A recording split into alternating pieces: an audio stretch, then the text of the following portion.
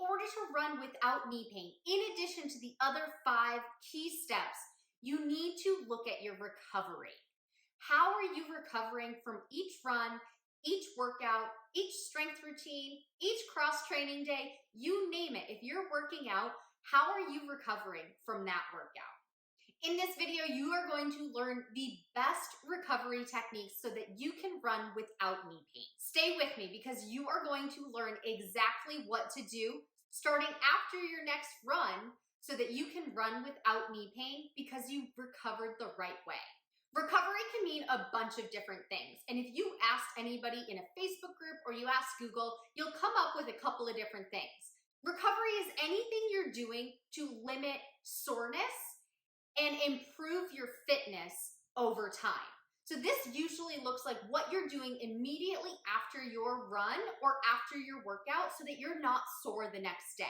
Because if you don't take care of soreness now, it's going to linger, it's going to hang around, and it can make things worse for you. So recovery can include stretching, getting regular massages, using ice, using heat, taking a hot Epsom salt bath, foam rolling. The key is figuring out what works for you so that you're not sore the next day. But why is not being sore the next day so important? So not having soreness the next day after a workout is so important because when you're sore, you end up doing things in a different way. And it's the different movement that can then lead to injury. It's not really the soreness. The soreness causes you to move differently, which then can cause an injury down the line.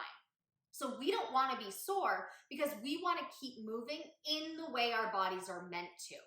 If you're sore and you go for a run, you might change the way your body moves and you might not even know it. So you're doing these things subconsciously, and that over time leads to injury. So that's what we don't want. That's why you need to recover the right way so you're not sore the next day so that you can still move the right way. So recovery will include stretching. Always stretching after a run. You need to do static stretches after a run. Okay, next one. Let's talk about ice and heat.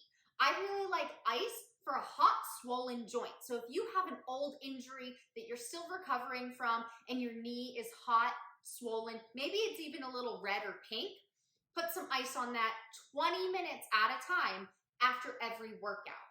When you get a new injury, using ice, it needs to be 20 minutes at a time, 5 times a day for the first 7 days.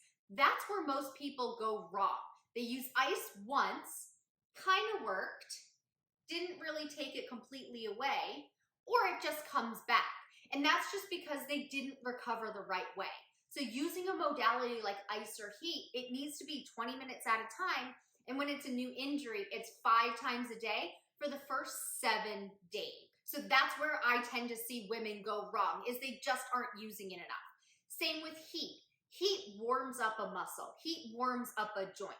So if you're having a stiff, achy joint and you want to go out for a run, go ahead and throw some heat on your knee before because it's recovering from the last workout you had and warming you up for this next one that you're going to do.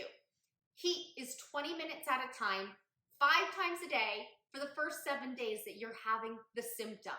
If you're using heat on a regular basis, just 20 minutes at a time every time you want it is perfect. Recovery includes regular massages. If you're in the middle of training, I recommend getting a massage more often than you think you need it. You don't want to come to a point where you have a lot of pain and then sign up for a massage. Massage should be used to prevent pain and prevent soreness from setting in. So I recommend for my clients who are doing long runs on, let's say, Sunday, I recommend that they do a massage on Monday. So if their long run is Sunday, the next day they do a massage. Some of my clients keep the same distance for every run. They don't divvy up and do long runs. They just run consistently the relative same amount. And at that point, you can do a massage whenever you want within that week. But use a massage to prevent soreness, to prevent pain from coming on. Because if you can prevent soreness and pain from coming on, the better off you'll be. Because if you wait until you have pain, then it's going to take a lot longer to go away. So if you're starting to get some soreness from your runs, your legs are really tight, your muscles are feeling really heavy and sore, sign up for massages, maybe even on a weekly basis while you're training. So that's massage. You can also use a massage gun if you can't get to a regular massage. So you want to make sure you're using that massage gun properly. So you're using it on the setting that works for you. You don't want it to be too painful. You want to go up and down the muscle, and you want to use it for 30 to 60 seconds at a time. This also includes foam rolling. Foam rolling is a great way to break up muscle knots and decrease soreness. Foam rolling should not be used for stretching out muscles. Foam rolling cannot stretch out your muscles. That's why stretching is a completely separate step in the stress system, because stretching is different than foam rolling. Stretching is part of recovery, but it's its own thing completely. So using the foam roller to roll out your IT band, your hamstrings, your quads, your glutes, your piriformis, your upper back, all of those are excellent things to do. Foam rolling decreases soreness and any muscle knots that are building up in those sore and tired muscles.